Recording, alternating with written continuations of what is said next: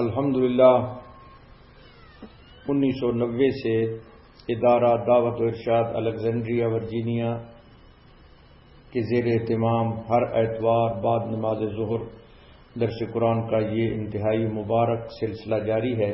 آج مورخہ اکتوبر 14 2012 کا یہ درس قرآن 10واں پارہ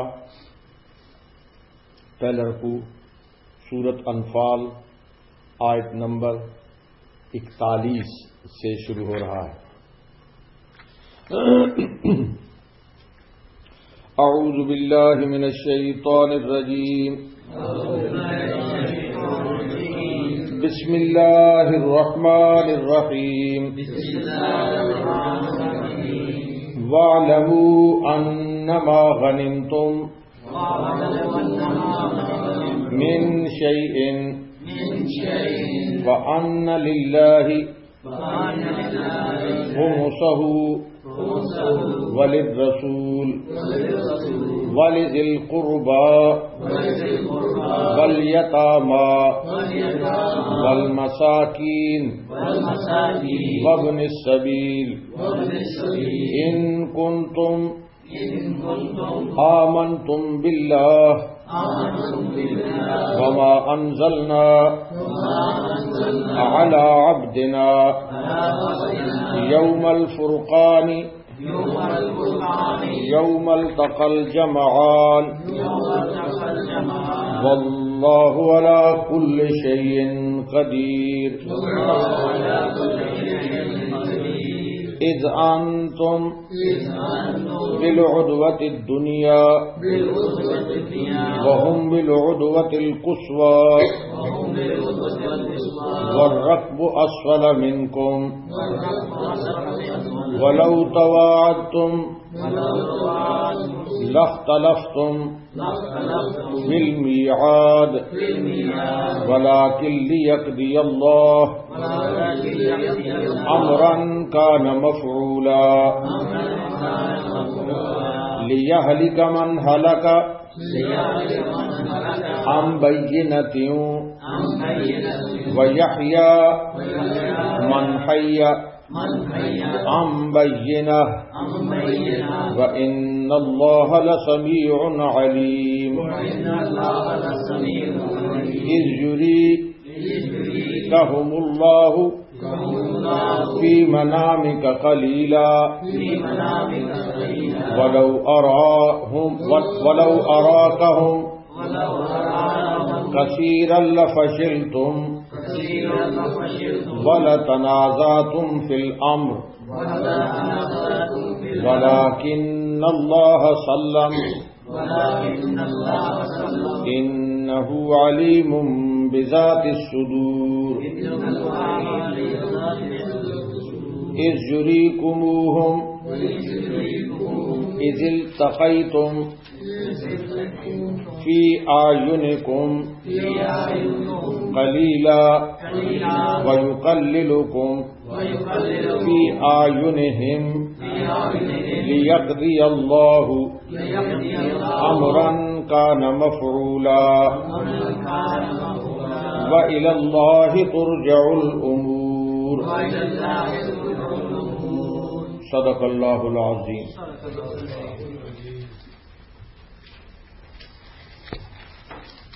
ترجمہ: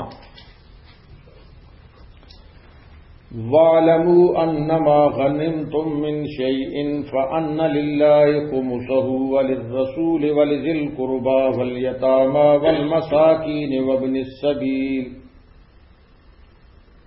اور اس بات کو جان لو کہ جو شے بطور غنیمت تم کو حاصل ہو تو اس کا حکم یہ ہے کہ کل کا 5واں حصہ اللہ کا اور اس کے رسول کا ہے، اور ایک حصہ آپ کے قرابت والوں کا، اور ایک حصہ یتیموں کا، اور ایک حصہ غریبوں کا، اور ایک حصہ مسافروں کا۔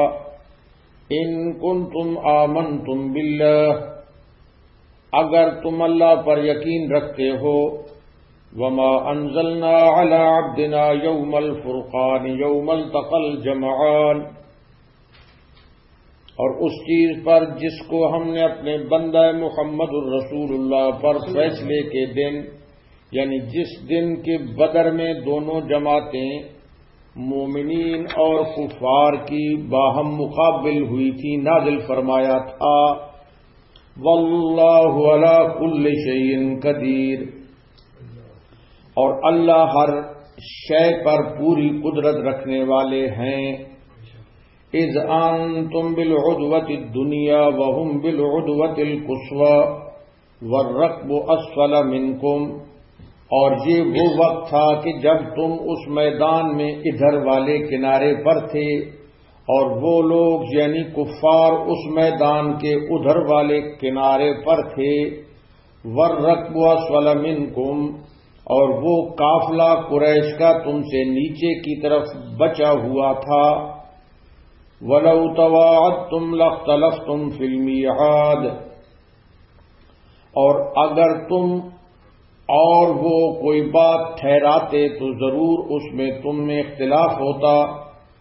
وَلَٰكِن لِّيَقْضِيَ اللَّهُ أَمْرًا كَانَ مَفْعُولًا، لیکن جو بات اللہ کو کرنا منظور تھا اس کی تکمیل کر دی۔ لِيَهْلِكَ مَنْ هَلَكَ عَن بَيِّنَةٍ وَيَحْيَىٰ مَنْ حَيَّ عَن بَيِّنَةٍ، تاکہ جس کو برباد گمراہ ہونا ہے وہ نشان آئے پیچھے برباد ہو، اور جس کو زندہ ہدایت یافتہ ہونا ہے وہ بھی نشان آئے پیچھے زندہ ہو۔ وَإِنَّ اللَّهَ لَسَمِيعٌ عَلِيمٌ، بلا شبہ اللہ تعالی خوب سننے والا خوب جاننے والا ہے۔ اذ یریکہم اللہ فی منامک قلیلا، اور وہ وقت بھی قابل ذکر ہے جب اللہ تعالی نے آپ کے خواب میں آپ کو وہ لوگ کم دکھائے۔ وَلَوْ أَرَاكَهُمْ كَثِيرًا لَفَشِلْتُمْ وَلَتَنَازَعْتُمْ فِي الْأَمْرِ، اور اگر اللہ تعالیٰ آپ کو وہ لوگ زیادہ دکھلا دیتا تو تمہاری ہمتیں ہار جاتی اور اس امر میں تم میں باہم نزاع اختلاف ہو جاتا۔ وَلَٰكِنَّ اللَّهَ سَلَّمَ، اللہ تعالیٰ اس کم ہمتی اور اختلاف سے اللہ پاک نے تم کو بچا لیا۔ إِنَّهُ عَلِيمٌ بِذَاتِ الصُّدُورِ، بے شک وہ دلوں کی باتوں کو خوب جانتا ہے۔ وَإِذْ يُرِيكُمُوهُمْ إِذِ الْتَقَيْتُمْ فِي أَعْيُنِكُمْ قَلِيلًا، اور اس وقت کو یاد کرو جب اللہ تعالیٰ تم کو جبکہ تم مقابل ہوئے وہ لوگ تمہاری نظر میں کم کر کے دکھلا رہے تھے۔ وَيُقَلِّلُكُمْ فِي أَعْيُنِهِمْ، اور اسی طرح ان کی نگاہ میں تم کو کم کر کے دکھلا رہے تھے۔ لِيَقْضِيَ اللَّهُ أَمْرًا كَانَ مَفْعُولًا، تاکہ جو بات اللہ کو منظور تھا اس کی تکمیل کر دے۔ وَإِلَى اللَّهِ تُرْجَعُ الْأُمُورُ، اور سب مقدمے اللہ ہی کی طرف رجوع کیے جائیں گے۔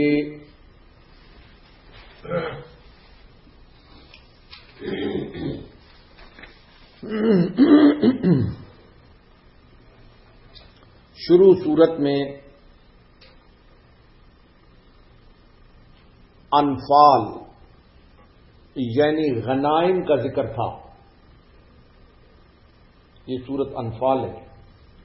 شروع صورت میں انفال یعنی غنائم غنیمتوں کا ذکر تھا، جیسے کہ اللہ پاک نے شروع صورت میں ارشاد فرمایا وَيَسْأَلُونَكَ عَنِ الْأَنْفَالِ قُلِ الْأَنْفَالُ لِلَّهِ وَالرَّسُولِ، آپ سے لوگ انفال غنیمتوں کے متعلق سوال کرتے ہیں، آپ فرما دیجئے یہ غنیمتیں اللہ اور اس کے رسول کی ہیں۔ گزشتہ آیت میں یہ بھی ذکر ہوا وَقَاتِلُوهُمْ حَتَّى لَا تَكُونَ فِتْنَةٌ، ان سے لڑو یہاں تک کہ فتنہ نہ رہے۔ اس میں قتال کا حکم تھا گزشتہ آیت میں، اور وعدہ اللہ پاک نے فتح اور نصرت کا بھی فرمایا گزشتہ آیت میں۔ تو اس کا لازمی نتیجہ یہ تھا کہ قتال میں دشمنوں سے مال غنیمت حاصل ہوگا. جب قتال ہوگا تو دشمنوں سے کیا حاصل ہوگا؟ تو پھر اللہ پاک مال غنیمت کے متعلق مزید ڈیٹیل. اس لیے اس آیت میں مال غنیمت کے تقسیم کار کا اللہ پاک نے طریقہ بتلایا کہ مال غنیمت کی تقسیم کیسے ہوگی. اللہ تعالی نے اس امت کو یہ شرف بخشا ہے، یہ اس امت کا شرف ہے صرف کہ مال غنیمت اس امت کے لیے حلال ہے.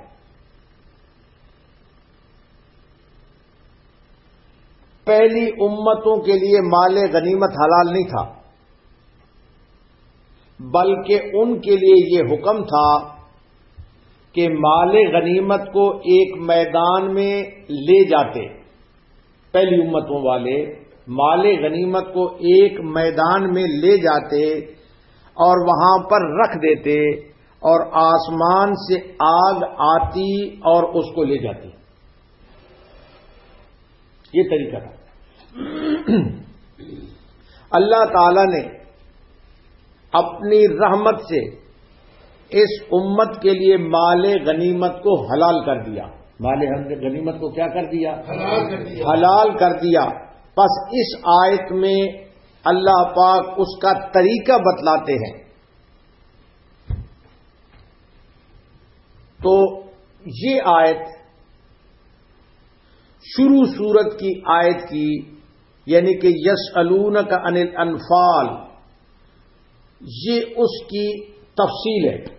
شروع سورت کی آیت کی یہ آیت جو ہے یہ اس کی تفصیل ہے، ڈیٹیل ہے. کیونکہ دونوں آیتوں کا نزول، وہ شروع والی آیت اور یہ آیت 10ویں پارے کی شروع والی، دونوں آیتوں کا نزول اکثر علماء کے نزدیک غزوہ بدر میں ہوا ہے. غزوہ بدر میں دونوں آیتیں نازل ہوئی ہیں.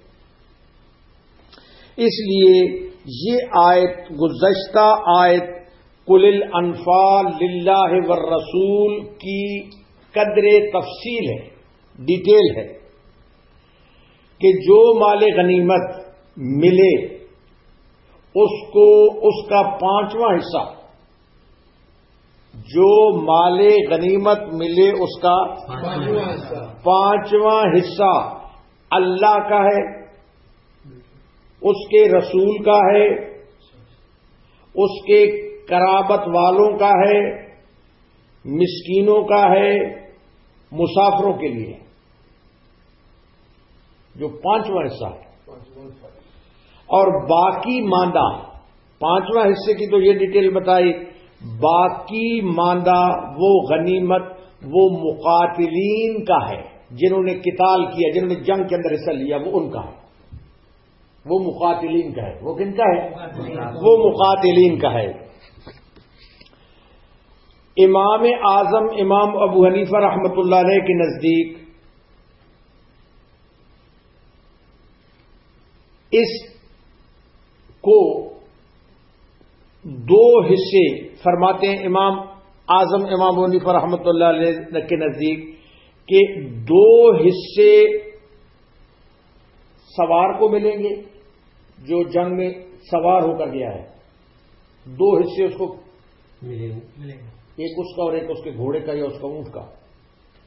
امام اعظم امام حنیفہ رحمۃ اللہ علیہ فرماتے ہیں 2 حصے سوار کو، 2 حصے سوار کو ملیں گے اور 1 حصہ پیدل چلنے والے کو ملے گا. اور امام شافعی رحمۃ اللہ علیہ کے نزدیک سوار کو 3 حصے ملیں گے. سوار کو اس نے اپنی سواری بھی تیار کی ہوئی ہے، تو سوار کو کتنے ملیں گے؟ 3 حصے ملیں گے.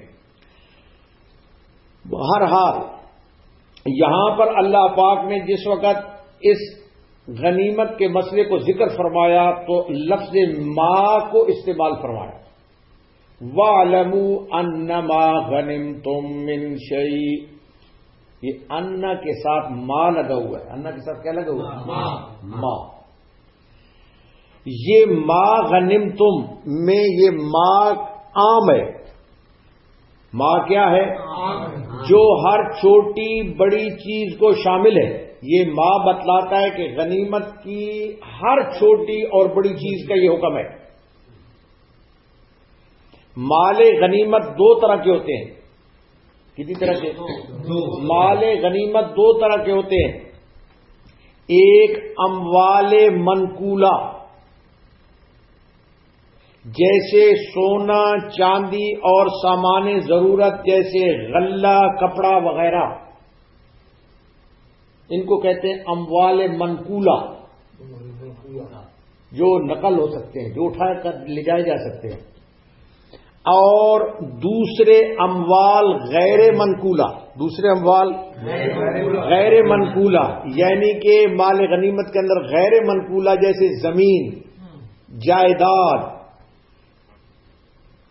دو قسم کے اموال ہوتے ہیں اور دونوں کے علیحدہ مسئلے ہیں. دونوں کے علیحدہ مسئلے. اموال منقولہ میں ایک خمس نکال کر،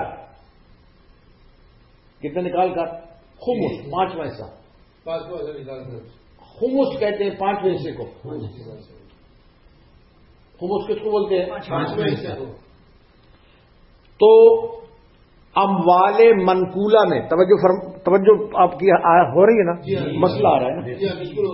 اموال منقولہ میں ایک خمس نکال کر باقی 4 حصے غانمین میں تقسیم کر دیے جائیں. جو وہ غانمین ہیں، جو غنیمت کے مستحق ہیں، باقی 4 حصے ان کے اندر کیا کر دیے جائیں. اور اموال غیر منقولہ، اموال غیر منقولہ یعنی اراضی مفتوحہ، جو زمین فتح میں ملی اس کو اراضی مفتوحہ، اراضی جس کو فتح میں ملی اراضی مفتوحہ میں فقہائے کرام کا اختلاف ہے. امام شافعی رحمۃ اللہ علیہ کے نزدیک زمین اور جائیداد بھی اسی حکم میں داخل ہے. امام شافعی رحمۃ اللہ علیہ فرماتے ہیں کہ زمین بھی اور جائیداد بھی اسی حکم میں، جو حکم آ رہا ہے اسی کے اندر کیا ہے؟ اسی میں داخل ہے. امام اعظم امام ابو حنیفہ رحمۃ اللہ علیہ فرماتے ہیں تقسیم غنائم کا حکم صرف اموال منقولہ کے ساتھ مخصوص ہے. جو نقل ہوتے ہیں، سونا چاندی، یہ چیزیں جو ہے نا، ہاں، جو اموال منقولہ کے ساتھ جو ہے وہ صرف امام اعظم رحمۃ اللہ علیہ کے نزدیک یہ حکم مخصوص ہے. یہ حکم کیا ہے؟ مخصوص ہے. اور فرماتے ہیں امام صاحب کے غیر منقولہ جو چیزیں ہیں ان میں امیر مملکت کو اختیار ہے. جو مملکت کا امیر ہے اس کو کیا ہے؟ اس کو اختیار ہے، اور اس کے ثواب دید کے اوپر ہے کہ عمل کیا جائے. اس کے ثواب دید کے اوپر کیا کیا جائے؟ عمل کیا جائے. چنانچہ جیسے کہ جناب رسول اللہ صلی اللہ علیہ وسلم کی نے خیبر کی مفتوحہ زمین، جب خیبر فتح ہوا تو جو خیبر کی مفتوحہ زمینیں تھیں، خیبر کی جو مفتوحہ زمینیں تھیں، وہ حضور اقدس صلی اللہ علیہ وسلم نے بذات خود آدھی زمین تو مسلمانوں میں تقسیم کر دی اور آدھی زمین مصالح سلطنت کے لیے رکھ لی تھی. مصالح سلطنت کے لیے رکھ لی تھی. اور وہ جو خیبر کی مفتوحہ زمینیں تھیں وہ جو رکھ لی تھیں وہ یہود کو مزارعت اور بٹائی کے اوپر دے دی تھی کہ بھائی تم مزارعت کے اوپر تم کو یہ دے دیے، تم بٹائی کرو، کھیتی باڑی تم کرو. تو وہ بٹائی کے اوپر دے دی گئی تھی. حضرت فاروق اعظم رضی اللہ تعالیٰ عنہ نے بھی، توجہ فرماؤ بھائی، حضرت فاروق اعظم رضی اللہ تعالیٰ عنہ نے بھی بمشورہ عثمان و علی رضی اللہ عنہما، حضرت فاروق اعظم رضی اللہ تعالیٰ عنہ نے بھی بمشورہ عثمان و علی اور اکابر صحابہ عراق اور شام کی مفتوحہ زمینیں، کیونکہ ان کے زمانے میں عراق اور شام فتح ہوئے تھے، تو عراق اور شام کی مفتوحہ زمینیں کے ساتھ بھی ایسے ہی عمل کیا.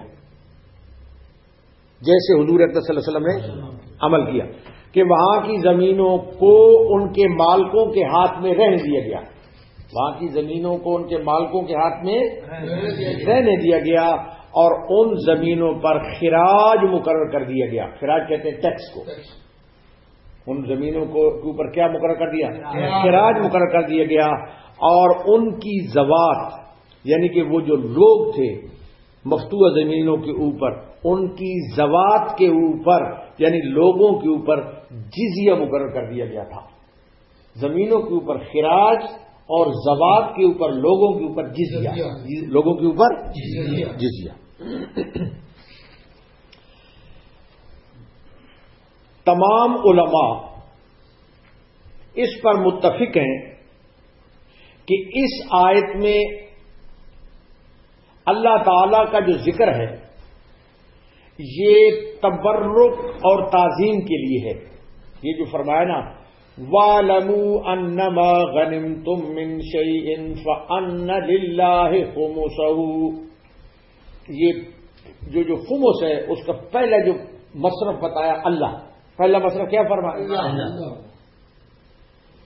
تو اکثر عام علماء، تمام علماء اس کے اوپر متفق ہیں کہ اس آیت میں خدا تعالی کا ذکر تبرک اور تعظیم کے لیے ہے، تبرک اور تعظیم کے لیے ہے، کیونکہ اللہ کو مال کی ضرورت نہیں ہے، اللہ کو مال کی ضرورت نہیں ہے، کیونکہ وہ تو آسمان اور زمین کے تمام خزانوں کا مالک ہے۔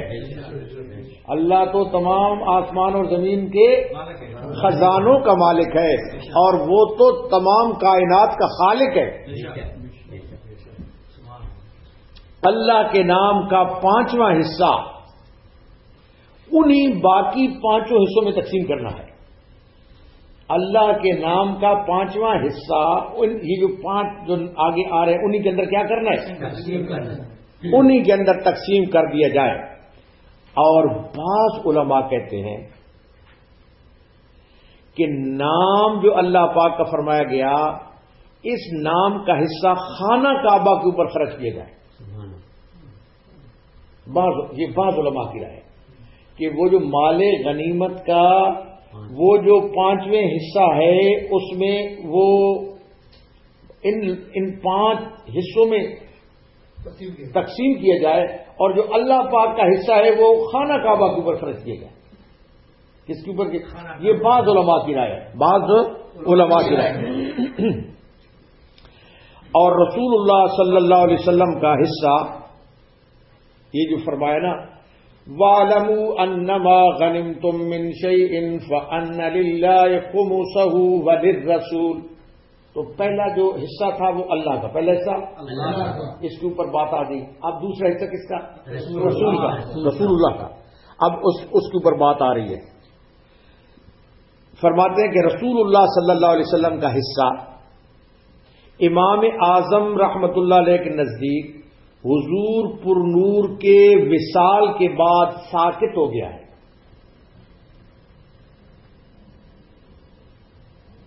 حضور پر نور صلی اللہ علیہ وسلم کے وصال کے بعد، جب آپ حیات میں تھے اس وقت تو یہ حصہ تھا، لیکن جب آپ کا وصال ہو گیا تو اب یہ کیا ہو گیا ہے؟ ساکت ہو گیا۔ یہ کیا ہو گیا ہے؟ یہ امام اعظم امام ابو حنیفہ رحمۃ اللہ علیہ کا قول ہے۔ اور اب اس حصے کو یعنی کہ جو ساکت ہو گیا رسول اللہ صلی اللہ علیہ وسلم کا حصہ، اس کو بقیہ لوگوں کے اوپر، یہ جو باقی لوگ آ رہے والذی القربى والیتامى والمساکین وابن السبیل، ان کے اوپر خرچ کیے جائیں، ان کے اوپر۔ امام شافعی رحمۃ اللہ علیہ اور امام احمد رحمۃ اللہ علیہ کے نزدیک آپ کے حصے کو یعنی جناب رسول اللہ صلی اللہ علیہ وسلم کے حصے کو مسلمانوں کی عام ضرورت پر صرف کر دیا جائے، جو مسلمانوں کی عام ضرورت ہو اس کے اوپر کیا کر دیا جائے؟ صرف کر دیا جائے۔ اور قتادہ رحمۃ اللہ علیہ، امام قتادہ رحمۃ اللہ علیہ کا مذہب یہ ہے کہ یہ جو رسول صلی اللہ علیہ وسلم کا حصہ ہے یہ خلیفے کا حق ہے، جو خلیفہ وقت ہوگا یہ اس کا حق ہے۔ یہ امام قتادہ رحمۃ اللہ علیہ کی رائے ہے۔ اچھا تو یہ دیکھ لو، وَاعْلَمُوا أَنَّمَا غَنِمْتُم مِّن شَيْءٍ فَأَنَّ لِلَّهِ خُمُسَهُ وَلِلرَّسُولِ. اب اس کے بعد کیا آ رہا ہے؟ وَلِذِي الْقُرْبَىٰ. کیا آ رہا ہے؟ اب وَلِذِي الْقُرْبَىٰ کے اوپر بات آئے گی. وَلِذِي الْقُرْبَىٰ اس کی اوپر تفصیل آئے گی. وَلِذِي الْقُرْبَىٰ، ذی القربیٰ سے حضرت صلی اللہ علیہ وسلم کے رشتہ دار مراد ہے. حضرت صلی اللہ علیہ وسلم کی رشتہ دار مراد ہے. اور بعض علماء کے نزدیک جملہ قریش مراد ہے. جتنی بھی قریشی ہیں وہ سارے مراد ہیں. اور بعض علماء کے نزدیک وہ رشتہ دار ہیں جن پر زکوٰۃ اور صدقہ حرام ہے. حضور اکرم صلی اللہ علیہ وسلم کے رشتہ دار ہیں جن کے اوپر صدقہ اور زکوٰۃ کیا ہے؟ حرام. آپ کو پتہ ہے سید جو ہے نا وہ صدقہ اور زکوٰۃ نہیں لے سکتے. تو بعض علماء کے نزدیک وہ رشتہ دار ہیں کہ جن کے اوپر صدقہ اور زکوٰۃ حرام ہے، یعنی کہ یہ جو حصہ ہے یہ ان کو دیا جائے. یہ حصہ کن کو؟ ان کو دیا جائے. بعض علماء کے نزدیک بنی ہاشم مراد ہیں اور بنی عبد المطلب مراد ہیں. یہ جو ذوی القربیٰ ہے اس سے. اور حدیث میں آتا ہے جس غنیمت کے سلسلے میں کہ اس کا مسئلہ کتنا نازک ہے غنیمت کا. جناب رسول اللہ صلی اللہ علیہ وسلم نے فرمایا کوئی شخص اپنی مرضی سے ایک سوئی اپنی مرضی سے ایک سوئی یا جوتے کا تسمہ بھی تسمہ بھی نہیں لے سکتا. اپنی مرضی سے اگر لے گا یہ حرام ہے. اپنی مرضی سے لے گا تو یہ کیا ہے؟ حرام. اور مال غنیمت میں یہ خیانت ہوگی. سوئی بھی اگر لے گا اپنی مرضی سے. اور یہ مال غنیمت میں جو خیانت ہے یہ چوری سے بھی سخت حرام گناہ ہے. چوری سے بھی سخت ہے. حدیث میں آتا ہے شراک من النار و شراکان من النار، یعنی مال غنیمت میں جوتے کا تسمہ یا دو تسمے بھی کوئی اٹھائے گا. مال غنیمت سے اگر جوتے کا ایک تسمہ یا دو تسمے بھی اٹھائے گا تو وہ جہنم میں لے جائیں گے. اٹھانے والے کو وہ جہنم میں لے جائیں گے. ایک موقع کے اوپر مال غنیمت کے سلسلے میں حضور اکرم صلی اللہ علیہ وسلم نے ارشاد فرمایا کہ مال غنیمت میں کوئی معمولی سی چیز کوئی اٹھائے. مال غنیمت میں اگر کوئی معمولی سی چیز بھی اور اس کے بعد ایک موقع کے اوپر ایک شخص نے مال غنیمت میں ایک معمولی سی چیز اٹھائی. ایک شخص نے ایک موقع کے اوپر مال غنیمت میں سے ایک چھوٹی سی چیز اٹھائی اور اس کے بعد وہ مال غنیمت تقسیم ہو گیا. اس نے پہلے وہ چیز اٹھا لی تھی اور اس کے بعد مال غنیمت کیا ہو گیا؟ تقسیم ہو گیا. اس شخص کو بعد میں خیال آیا، جس نے اٹھائی تھی اس کو بعد میں خیال آیا کہ مجھ سے غلطی سرزد ہو گئی ہے. مجھ سے کیا ہو گئی ہے؟ غلطی سرزد ہو گئی. چنانچہ وہ چیز لے کر جناب رسول اللہ صلی اللہ علیہ وسلم کی خدمت میں لے آیا. اس پر حضور اقدس صلی اللہ علیہ وسلم نے ارشاد فرمایا اب میں اس کا کیا کروں، کیونکہ مال غنیمت تقسیم ہو چکا تھا نا. تو آپ نے فرمایا اب میں اس کا کیا کروں، یہ تو جہنم کا مال ہے. کس کا مال ہے؟ جہنم کا مال ہے. حضور اقدس صلی اللہ علیہ وسلم نے اونٹ کے ایک بال کی طرف اشارہ کرتے ہوئے فرمایا. حضور اقدس صلی اللہ علیہ وسلم نے اونٹ کا ایک بال تھا، اونٹ کے ایک بال کی طرف اشارہ کرتے ہوئے فرمایا کہ اس میں میرا تو اتنا بھی حق نہیں ہے. اس میں میرا تو اتنا بھی حق نہیں ہے، یعنی میرا ذاتی کوئی اختیار نہیں ہے، میرا ذاتی اس میں کوئی اختیار نہیں ہے۔ یہ مال اللہ تعالی کے حکم سے تقسیم ہوتا ہے، یہ مال جو ہے یہ اللہ پاک کے حکم سے تقسیم ہوتا ہے۔ اور حضور اقدس صلی اللہ علیہ وسلم کا ایک غلام، توجہ فرماؤ کیسی بات ہے مال غنیمت کے سلسلے میں، کہ حضور اقدس صلی اللہ علیہ وسلم کا ایک غلام بھی ہے حضور صلی اللہ علیہ وسلم، حضور اقدس صلی اللہ علیہ وسلم کا ایک غلام لڑائی میں مارا گیا، حضور اقدس صلی اللہ علیہ وسلم کے سامنے لڑائی میں مارا گیا۔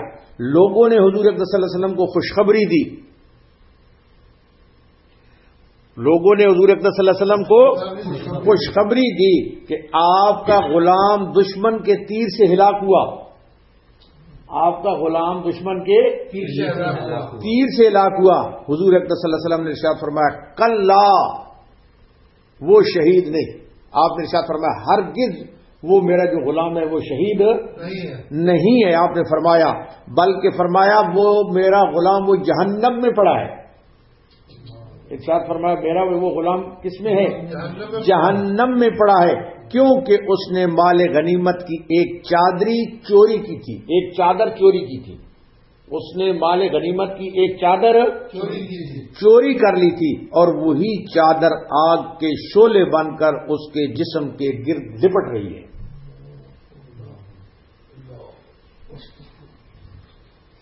وہی چادر آگ کے شعلے بن کر جہنم میں اس کے اردا گرد کیا ہو رہی ہے؟ لپٹ رہی ہے۔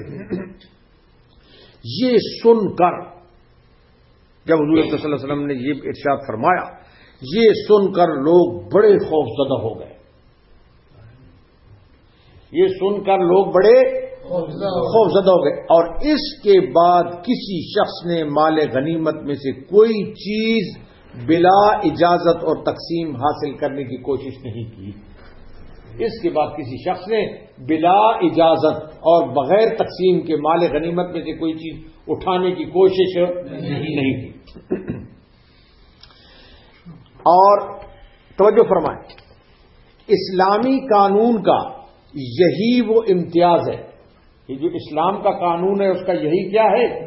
یہی امتیاز ہے۔ دنیا کے قانون کو یہ امتیاز حاصل نہیں ہے۔ جو امتیاز اسلامی قانون کو حاصل ہے دنیا کے قانون کو حاصل نہیں ہے، یہی قانون قرآنی کی تاثیر ہے، یہی قانون قرآنی کی کیا ہے؟ تاثیر کامل اور کامیابی کا اصل راز یہ ہے کہ اول خوف خدا کو اور آخرت کو وہ پیش نظر رکھ کر ڈرایا جاتا ہے۔ خوف خدا کو اور آخرت کے خوف کو پیش نظر رکھ کر کیا کیا جاتا ہے؟ اسلامی قانون میں پہلے اس سے ڈرایا جاتا ہے، اور پھر اس کے بعد تعزیری قانون نافذ ہوتے ہیں، پھر اس کے بعد تعزیری قوانین کیا ہوتے ہیں؟ نافذ ہوتے ہیں۔ ورنہ غور کا مقام ہے، کس کا مقام ہے؟ غور کرنے کا، فکر کرنے کا مقام ہے کہ عین میدان جنگ میں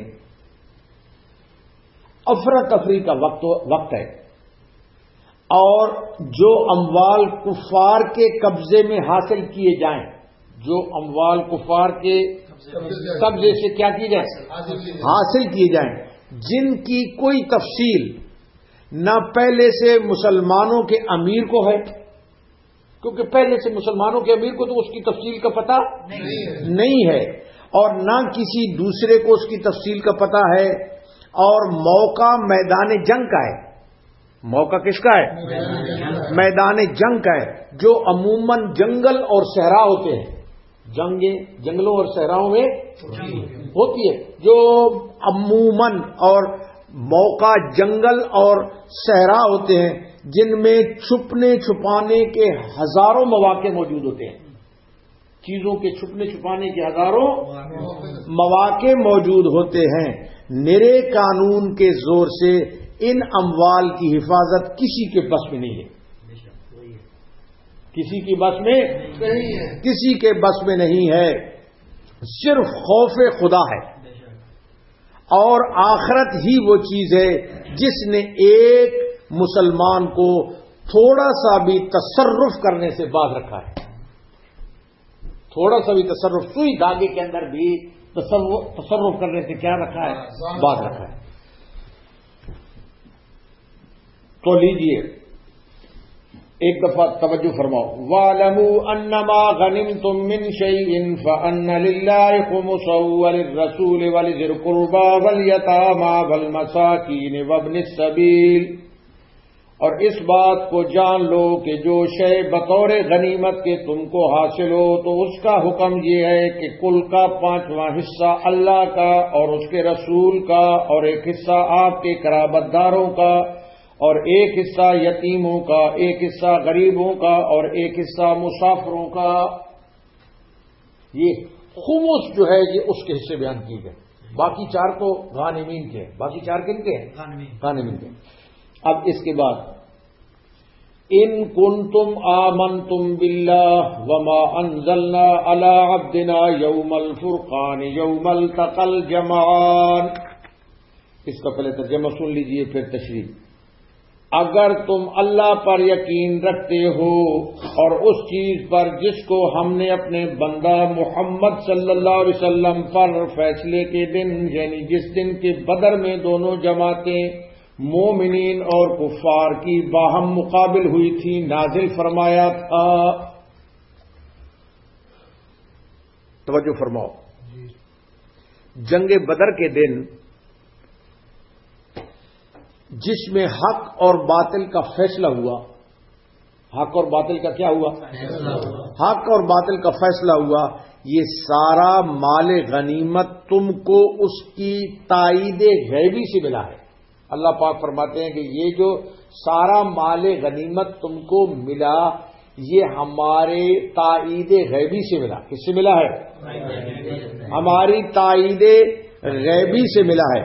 اور پھر اس کے نام کا 5واں حصہ نکالنا تم پر بھاری نہیں ہونا چاہیے. پھر اس کا 5واں حصہ نکالنا تم پر بھاری نہیں ہونا چاہیے. ماشاءاللہ. ہاں، بھاری نہیں ہونا چاہیے، بلکہ یہ سمجھنا چاہیے، بلکہ یہ سمجھنا چاہیے کہ یہ 4 خمس جو ہم کو دیے جا رہے ہیں، 5واں خمس تو اس کا پتہ، باقی جو 4 خمس ان کو دیے جا رہے ہیں. یہ سمجھنا چاہیے کہ جو 4 خمس غانمین کو دیے جا رہے ہیں، جو 4 خمس غانمین کو دیے جا رہے ہیں، ان کو ہی غنیمت سمجھو. ان کو کیا سمجھو؟ غنیمت سمجھو، اور اسی پر قناعت کرو. اسی پر کیا کرو؟ اسی پر قناعت کرو، اور اس سے زیادہ کی طمع مت کرو. اس سے زیادہ کی طمع اور لالچ مت کرو. اور اللہ ہر چیز کے اوپر قادر ہے. فرمایا اللہ ہر چیز کے اوپر، واللہ علی کل شیء قدیر ہے. اللہ ہر چیز کے اوپر کیا ہے؟ اللہ ہر چیز کے اوپر قادر ہے. جس طرح اس کا اللہ ہر چیز کے اوپر قادر ہے، اس کا مطلب یہ ہے کہ جس طرح اس نے بدر کے دن 313 درویشوں کو 1000 کے مقابلے میں غلبہ عطا کیا. 1000 کے مقابلے میں غلبہ عطا کیا. وہ آئندہ کبھی تم کو غلبہ عطا کرنے پر بھی قادر ہے. واللہ علی کل شیء قدیر. واللہ علی کل شیء قدیر. وہ آئندہ بھی تم کو غلبہ عطا کرنے کے اوپر قادر ہے. بدر کے دن اللہ تعالی نے حق کو باطل سے، بدر والے دن اللہ پاک نے حق کو باطل سے جدا کیا. حق کو باطل سے جدا کیا اور دین کو غلبہ بخشا. دین کو کیا بخشا؟ غلبہ بخشا. اور اپنے نبی کو صلی اللہ علیہ وسلم اور ان کے یاران با وفا کو، اپنے نبی کو اور ان کے یاران با، زور سے بولو، یاران با، ایسے یار جو وفا کرنے والے ہیں، ان کے یاران با وفا کو نصرت اور حمایت اللہ پاک نے فرمائی. اور اس کا نام اللہ پاک نے یوم فرقان رکھا. کیا رکھا؟ ما انزلنا علی عبدنا یوم الفرقان. اس کا نام یوم الفرقان رکھا. اور آئندہ بھی اللہ سے ایسی ہی امید رکھو، اور آئندہ بھی اللہ پاک سے ایسی ہی امید رکھو، کیونکہ اللہ تعالی ہر چیز کے اوپر قادر ہے. واللہ علی کل شیء قدیر. اللہ ہر چیز کے اوپر، اور آئندہ اس سے بھی زیادہ دینے کے اوپر قادر ہے. اس سے زیادہ دینے کے اوپر بھی قادر ہے. تو یہ آیت ختم ہوئی. اب اس کے بعد ہے آیت نمبر 42. آیت نمبر زور سے بولو بھائی. یہ آیت بتانا آپ کا کام ہوتا ہے. آیت نمبر 42. پہلے اس کا ترجمہ سنو. سبحان اللہ. فرمایا اذ انتم بالعدوۃ الدنیا وهم بالعدوۃ القصوى والركب اسفل منکم. اور وہ وقت بھی یاد کرو جب کہ تم اس میدان کے ادھر والے کنارے پر تھے، اور وہ لوگ یعنی کفار اس میدان کے ادھر والے کنارے پر تھے. تم ادھر والے کنارے پر، وہ ادھر والے کنارے پر. والركب اسفل منکم، اور وہ قافلہ قریش کا تم سے نیچے کی طرف کو بچا ہوا تھا. ولو تواعدتم لاختلفتم فی المیعاد، اور اگر تم اور وہ کوئی بات ٹھہراتے تو ضرور اس میں تم میں اختلاف ہوتا. اب توجہ فرماؤ، اس کی تفصیل آئے گی. ابتدائی صورت میں غزوہ بدر کے واقعات آ رہے ہیں. ابتدائی صورت سے اس میں کس میں کیا آ رہے ہیں؟ غزوہ بدر کے واقعات آ رہے ہیں، اور ان انعامات کا ذکر چلا رہا ہے جو اللہ پاک نے غزوہ بدر کے موقع کے اوپر انعامات فرمائے ہیں. ان انعامات کا ذکر چلا رہا ہے. ان انعامات میں سے ایک انعام کا اللہ پاک اب یہاں پر ذکر فرمائیں گے اور فرما رہے ہیں. ان بدر کے انعامات میں سے ایک انعام کا اللہ پاک ابھی ذکر فرماتے ہیں. دیکھو یہ انعام، توجہ فرماؤ تو آپ کو انعام کی وہ صورت سمجھ آئے گی. غزوہ بدر کفر و اسلام کا پہلا مارکہ تھا. غزوہ بدر کفر و اسلام کا پہلا مارکہ تھا، جس نے ظاہری اور مادی طور پر اسلام کی برتری اور حقانیت کا ثبوت دیا ہے. اسلام کی ظاہری برتری کا کیا دیا ہے؟ اور حقانیت کا ثبوت دیا ہے. اس لیے قرآن کریم نے تفصیل کے ساتھ اس واقعہ کو بیان کرنے کا اہتمام فرمایا ہے. اس واقعہ کو بیان کرنے کا کیا فرمایا؟ اہتمام فرمایا.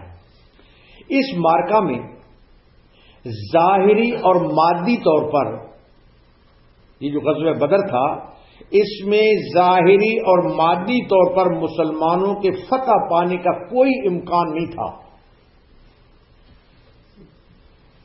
ظاہری طور پر کوئی امکان نہیں تھا. مشرکین مکہ کی شکست کا کوئی احتمال نہیں تھا. ظاہری طور پر مشرکین مکہ کی شکست کا کوئی احتمال نہیں تھا، مگر اللہ تعالی کی غیبی قوت نے سارے ساز و سامان اور اللہ پاک کی غیبی قوت نے ظاہری اسباب کی کایا پلٹ دی ہے. ظاہری اسباب کی کایا پلٹ دی. اس آیت غزوہ بدر کے محاذ جنگ کا پورا نقشہ قرآن کریم نے بیان کیا ہے. غزوہ بدر کے پورا جو نقشہ جنگ کا ہے اس کا قرآن پاک نے کیا کیا ہے؟ بیان کیا ہے.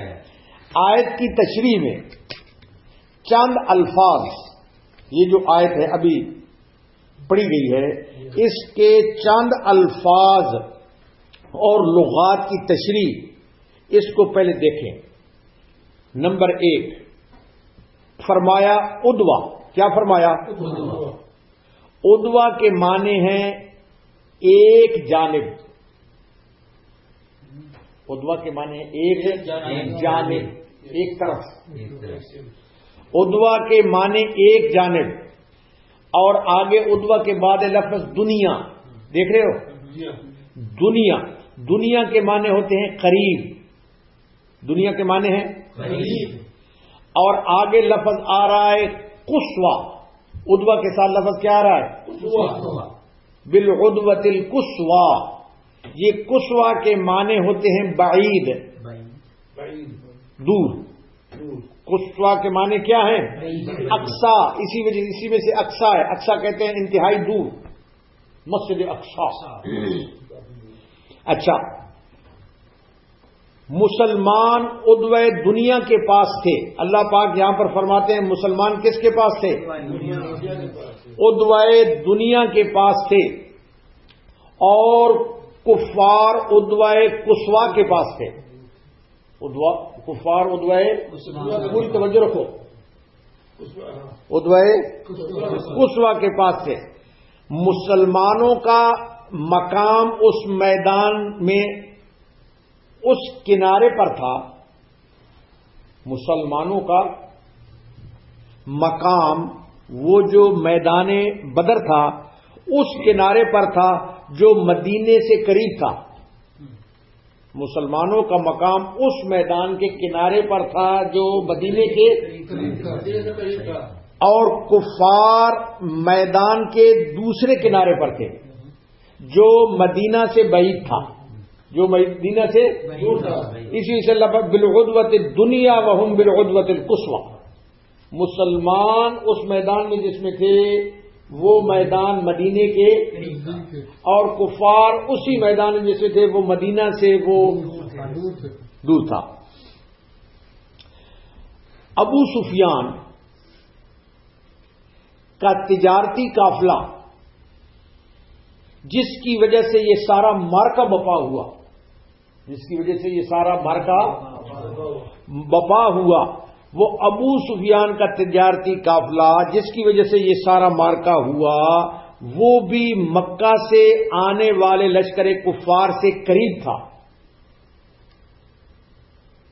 وہ بھی مکہ سے جو آنے والے کفار تھے ان کے قریب تھا، ان کے قریب تھا، ان کے قریب تھا، اور مسلمانوں کی زد سے باہر ہو چکا تھا.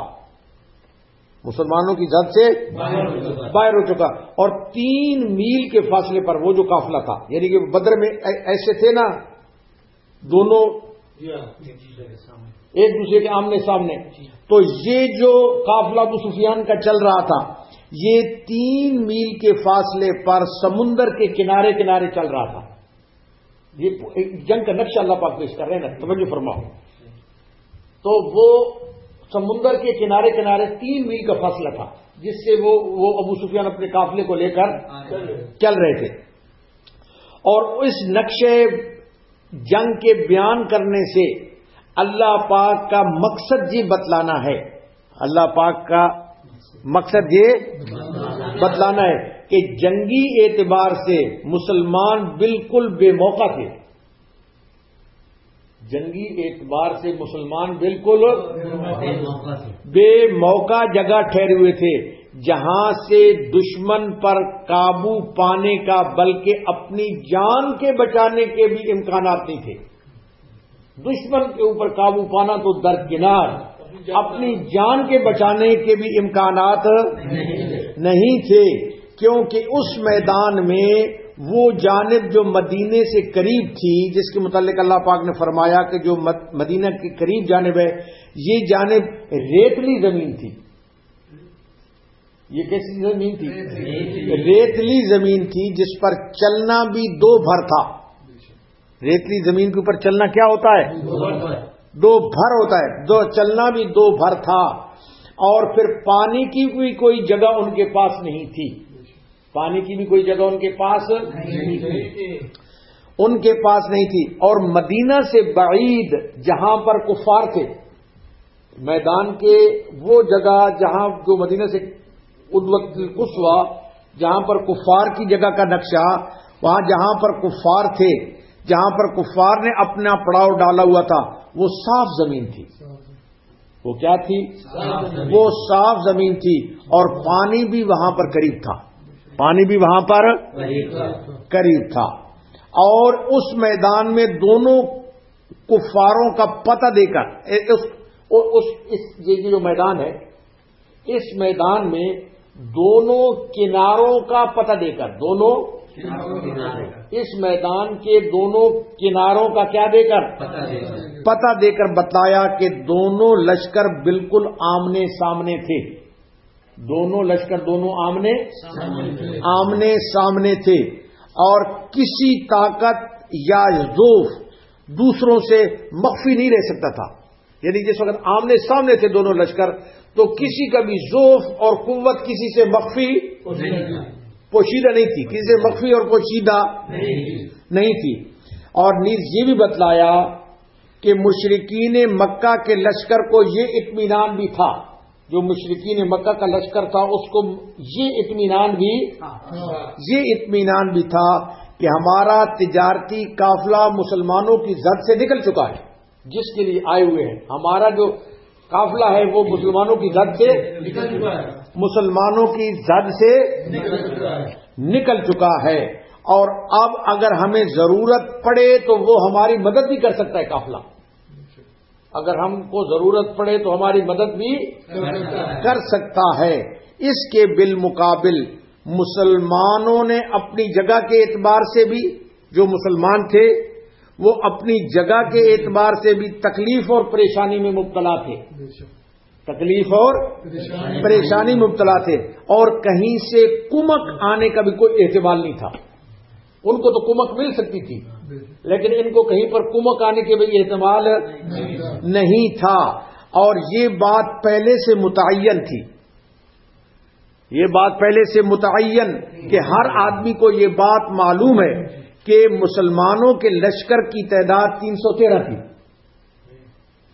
مسلمانوں کے لشکر کی تعداد 313 تھی، اور کفار کے لشکر کی تعداد 1000 تھی. کتنی تھی؟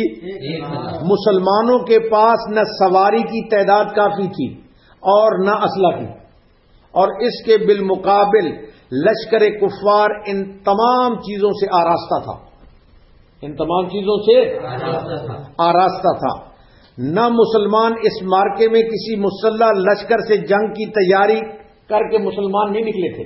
مسلمان جو نکلے تھے وہ کسی مسلح لشکر سے جنگ کی تیاری میں نہیں نکلے تھے، وہ تو ایک قافلے کا رستہ روکنے کے لیے نکلے تھے. تو مسلمان مسلح لشکر سے جنگ کی تیاری کے ارادے سے نہیں نکلے تھے. ہنگامی طور پر ایک تجارتی قافلے کو روکنے کا پروگرام تھا کہ ایک تجارتی قافلہ اس کو کیا کرنا ہے؟ روکنے کا پروگرام. اور دشمن کی قوت کو پس کرنے کے خیال سے صرف 313 مسلمان بے سر و سامانی کے عالم میں نکل کھڑے ہوئے تھے. اچانک غیر ارادی طور پر، ارادہ نہیں تھا، اچانک غیر ارادی طور پر 1000 جوانوں کے مسلح لشکر سے، 1000 جوانوں کے مسلح لشکر سے مقابلہ پڑ گیا.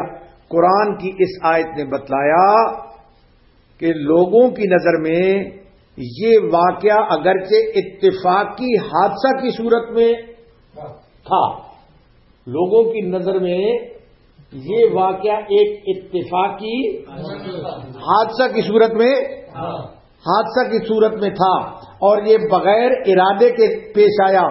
لیکن دنیا میں جتنے اتفاقات ہیں اور دنیا میں جتنی بھی غیر اختیاری صورت بھی پیش آتی ہے، دنیا میں جتنی غیر اختیاری صورت بھی پیش آتی ہے، ہر اگرچہ محض اتفاق کی ہوتی ہے صورت ان کی، لیکن خالق کائنات کی نظر میں سب کا سب ایک مستحکم نظام کے تحت ہوتا ہے.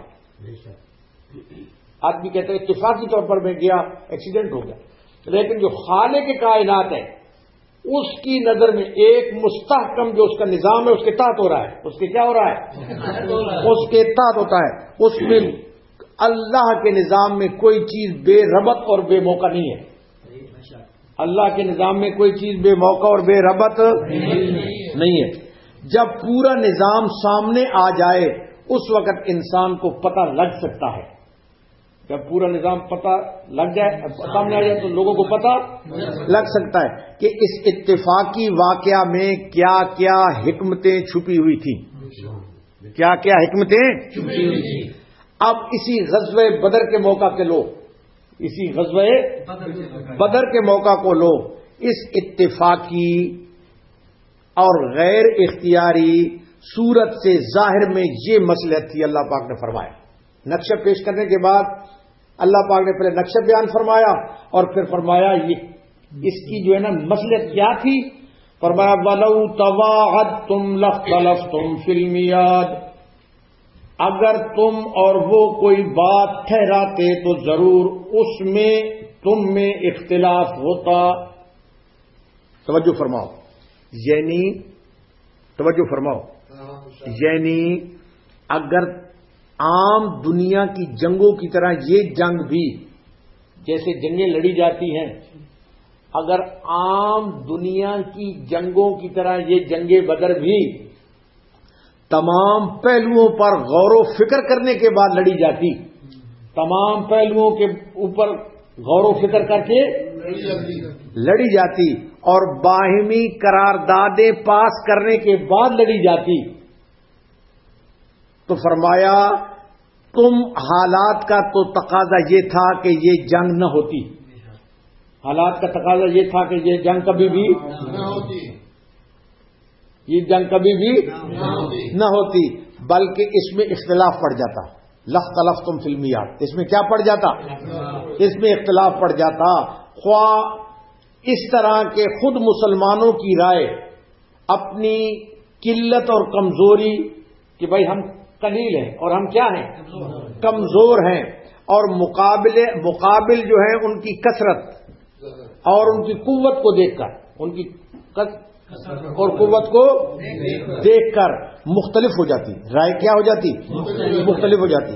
اور یا اس طرح کے دونوں فریق اہل کفر اور اہل اسلام مقررہ وعدہ پر میدان میں نہ پہنچتے، مقررہ وعدہ میدان میں نہ پہنچتے.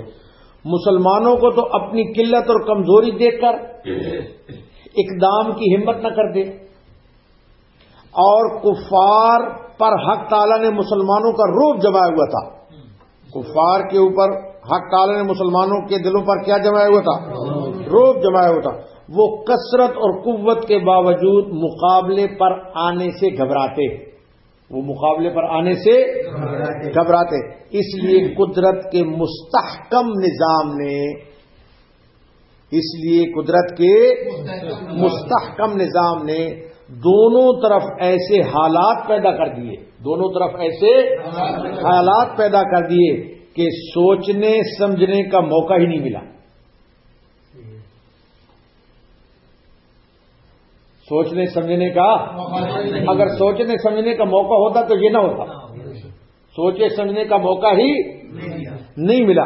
مکے والوں کو تو ابو سفیان کے قافلے کی گھبراہٹ تھی، مکے والوں کو تو ابو سفیان کے قافلے کو بچانے کی کیا تھی؟ گھبراہٹ تھی کہ اس کی وہ جو قافلہ تھا اس کی ایک فریاد نے ان کو اس ہولناک صورتحال کا سامنا کرنے کے لیے آمادہ کر دیا،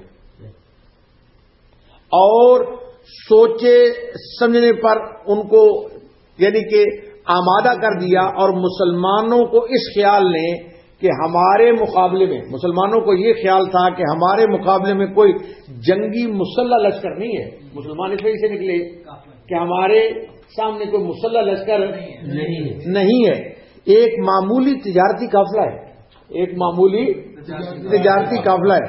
مگر علیم و خبیر کو منظور یہ تھا کہ دونوں میں باقاعدہ جنگ ہو جائے. علیم و خبیر اللہ کو منظور یہ تھا کہ دونوں کے درمیان آج کیا ہو جائے؟ جنگ ہو جائے. ان دونوں کے درمیان جنگ ہو جائے، اور جنگ کے بعد جو نتائج فتح اسلام کے سامنے آئیں وہ سامنے آ جائیں تاکہ دنیا دیکھ لے اسلام کی حقانیت کو. اور اس وجہ سے فرمایا، آگے دیکھو اللہ اکبر، فرمایا وَلَٰكِن لِّيَقْضِيَ اللَّهُ أَمْرًا كَانَ مَفْعُولًا، ابھی تک آیت نمبر 42 چل رہی ہے، وَلَٰكِن لِّيَقْضِيَ اللَّهُ أَمْرًا كَانَ مَفْعُولًا، لیکن تاکہ جو بات اللہ کو کرنا منظور تھا اس کی تکمیل کر دے،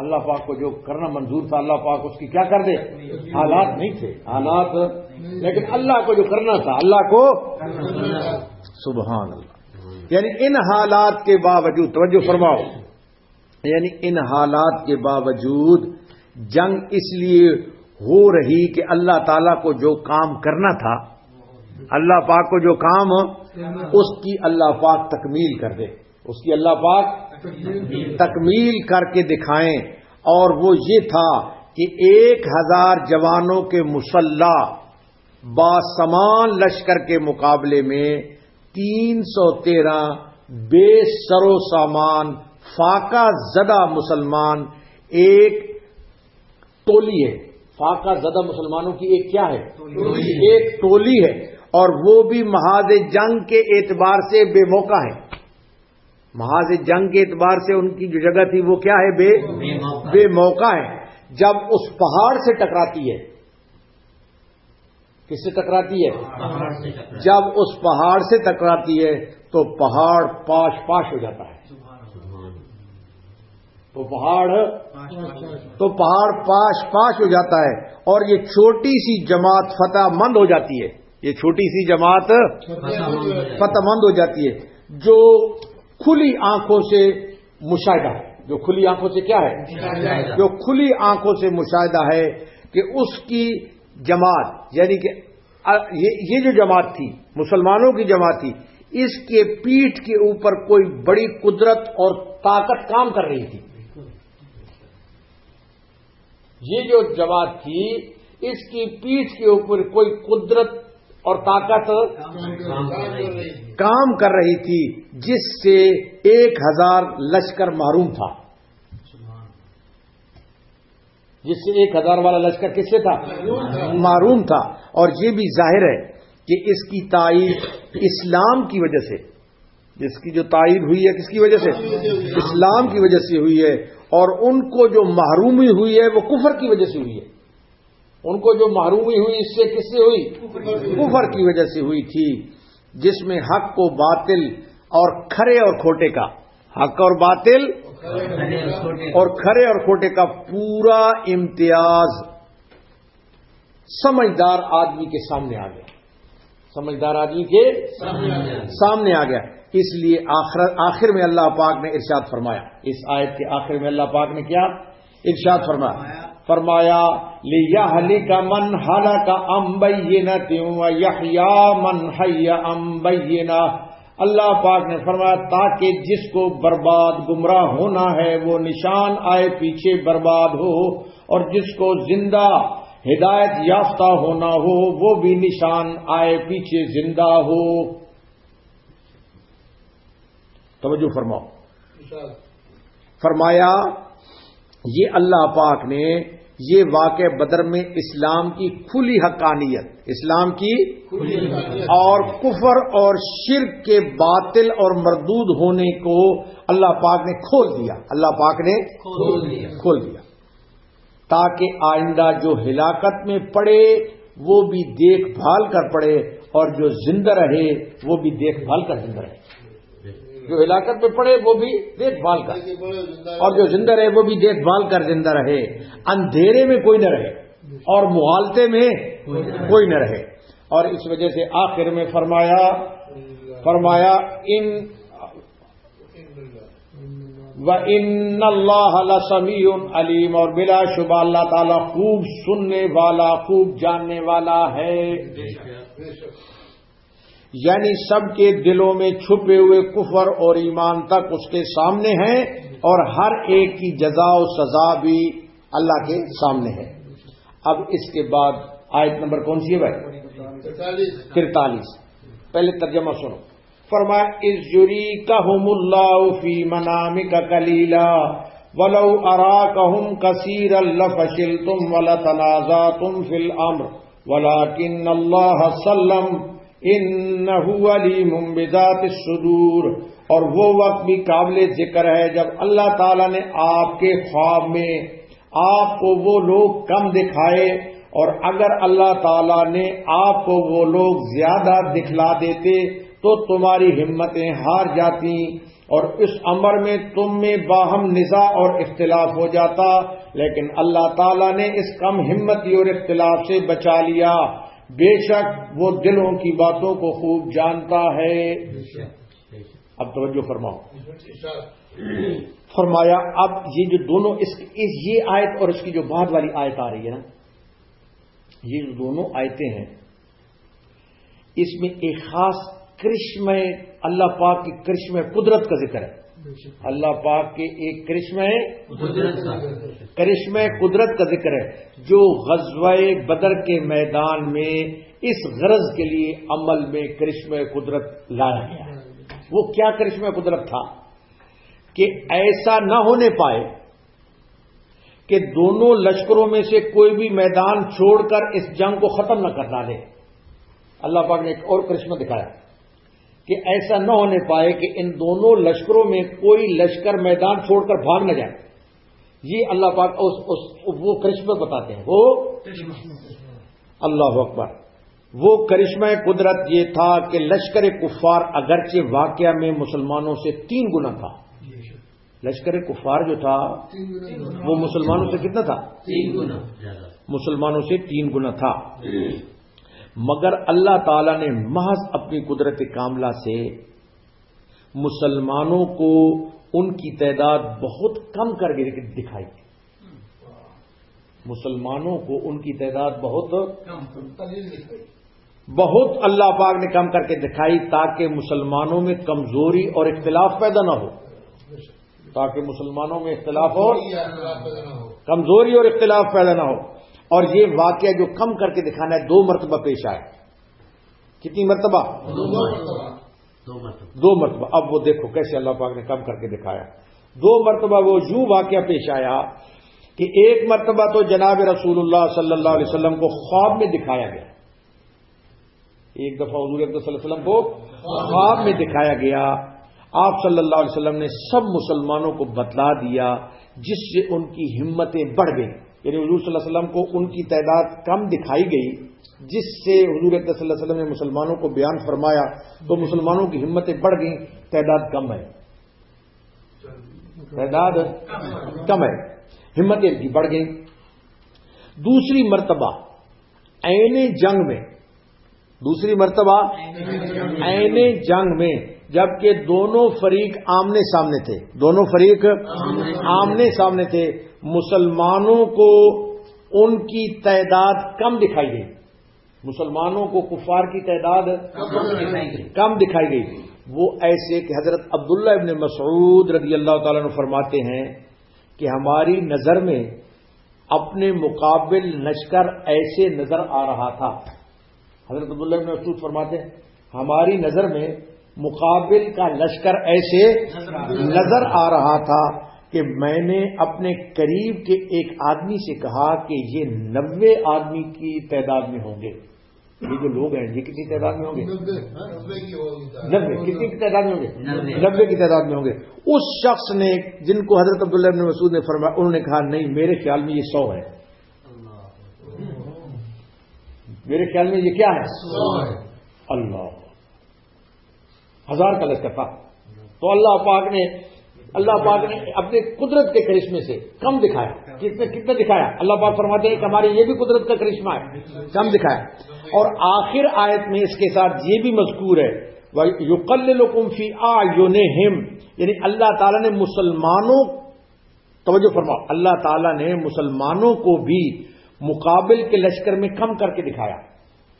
دشمن کے لشکر کو تو اللہ پاک نے کم کر کے دکھایا، لیکن مسلمانوں کے لشکر کو بھی کم کر کے دکھایا۔ اگر مسلمانوں کے لشکر کو بڑھا کر دکھاتے وہ کفار بھاگ جاتے، وہ کفار تو مسلمانوں کے لشکر کو بھی اللہ پاک نے کم کر کے دکھایا۔ اور اس کا معنی یہ بھی ہو سکتے ہیں کہ مسلمانوں کی، اس کے معنی یہ بھی ہو سکتے ہیں کہ ایک تو مسلمانوں کی تعداد حقیقت میں ہی کم تھی حقیقت میں کیا تھی؟ 1/3 تھے نا. مسلمانوں کی تعداد حقیقت میں کم تھی اور صحیح تعداد ان کو اگر دکھا دی تو پھر بھی کم دکھائی.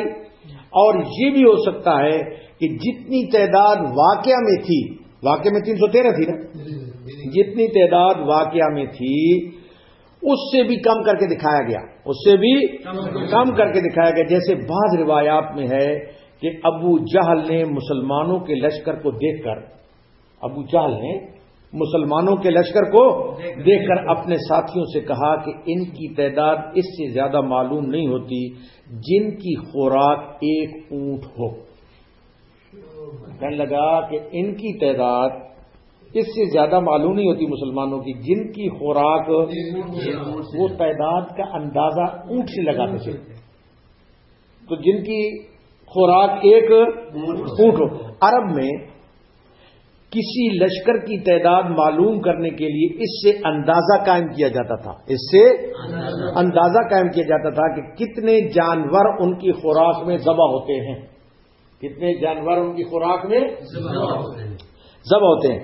ایک اونٹ 100 آدمی کی خوراک ہوتا ہے، ایک اونٹ 100 آدمی کی خوراک سمجھا جاتا ہے. رسول کریم صلی اللہ علیہ وسلم نے بھی میدان بدر میں کچھ لوگوں سے قریش مکہ کے لشکر کا پتہ چلانے کے لیے پوچھا تھا. حضور اکرم صلی اللہ علیہ وسلم نے قریش مکہ کا جو لشکر تھا اس کا پتہ چلانے کے لیے کچھ لوگوں سے پوچھا تھا کہ ان کے لشکر میں روزانہ کتنے اونٹ ذبح کیے جاتے ہیں. پتہ چلانے کے لیے حضور اکرم صلی اللہ علیہ وسلم نے پوچھا کہ بھائی وہ جو کفار کا لشکر ہے اس میں روزانہ کتنے اونٹ ذبح کیے جاتے ہیں. تو آپ صلی اللہ علیہ وسلم کو 10 اونٹ بتائے گئے. روزانہ کتنے اونٹ؟ 10 اونٹ بتائے گئے. تو حضور اکرم صلی اللہ علیہ وسلم نے فرمایا کہ پھر ان کا تخمینہ 1000 لشکر کا ہے. پھر ان کا تخمینہ کتنا ہے؟ 1000 لشکر کا ہے. تو خلاصہ یہ ہے کہ ابو جہل کی نظر میں مسلمانوں کی کل تعداد 100 دکھائی گئی. مسلمانوں کی کل تعداد 100 دکھائی گئی. اور یوں بھی کم کر کے دکھانے میں یہ حکمت تھی. کیا تھی؟ کہ مشرکین کے قلوب پر مسلمانوں کا رعب تو پہلے ہی سے نہ چھا جائے، پہلے ہی سے نہ چھا جائے، اور وہ کہیں میدان چھوڑ کر بھاگ نہ جائے، کہیں میدان چھوڑ کر بھاگ نہ جائے. اس لیے اللہ پاک نے، دیکھو دونوں اب آیتوں کا ترجمہ سنو، اب آپ کو بات پوری سمجھ آئے گی. سبحان اللہ. آیت نمبر 43 اور پھر 44 بھی دونوں آئیں گی. فرمایا اذ یریکہم اللہ فی منامک قلیلا، اور وہ وقت بھی قابل ذکر ہے جب اللہ تعالیٰ نے آپ کے خواب میں آپ کو وہ لوگ کم دکھائے، آپ کو وہ لوگ وَلَوْ أَرَاكُمْ كَثِيرًا لَفَشِلْتُمْ وَلَتَنَازَعْتُمْ فِي الْأَمْرِ، اور اگر اللہ تعالیٰ آپ کو وہ لوگ زیادہ دکھلا دیتے تو تمہاری ہمتیں ہار جاتی اور اس امر میں تم میں باہم نزاع اور اختلاف ہو جاتا.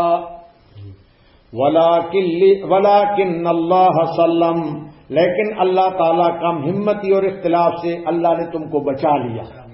إِنَّهُ عَلِيمٌ بِذَاتِ الصُّدُورِ، اور بے شک وہ دلوں کی باتوں کو خوب جانتا ہے. اچھا، اور اسی طریقے سے وَإِذْ يُرِيكُمُوهُمْ إِذِ الْتَقَيْتُمْ فِي أَعْيُنِكُمْ قَلِيلًا، اور اس وقت کو بھی یاد کرو جب اللہ تعالیٰ نے تم کو، جب کہ تم مقابل ہوئے، وہ لوگ تمہاری نظر میں کم کر کے دکھلا رہے تھے، دکھلا رہا تھا اللہ پاک. ہاں، وہ لوگ بھی اللہ پاک وَيُقَلِّلُكُمْ فِي أَعْيُنِهِمْ، اور اسی طرح ان کی نگاہوں میں تم کو کم کر کے دکھلا رہے تھے. کیوں؟ لِيَقْضِيَ اللَّهُ أَمْرًا كَانَ مَفْعُولًا، تاکہ جو بات اللہ کو کرنا منظور تھا اس کی تکمیل کر دے،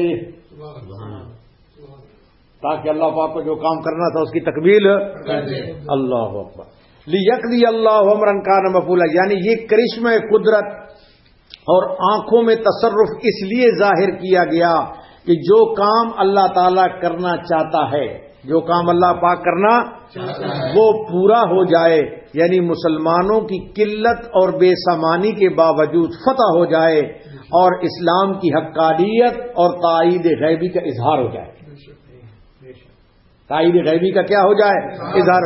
اور اس جنگ سے مقصود جو ہے وہ پورا ہو جائے. اس جنگ سے جو مقصود ہے وہ کیا ہو جائے. اور آخر میں ارشاد فرمایا، سبحان اللہ، آخر میں ارشاد فرمایا وَإِلَى اللَّهِ تُرْجَعُ الْأُمُورُ، اور سب مقدمے اللہ کی طرف رجوع کی جائیں گے. سب مقدمے اللہ کی طرف رجوع کی جائیں گے. یعنی توجہ فرماؤ، یعنی آخر کار سب کام اللہ کی طرف لوٹتے ہیں.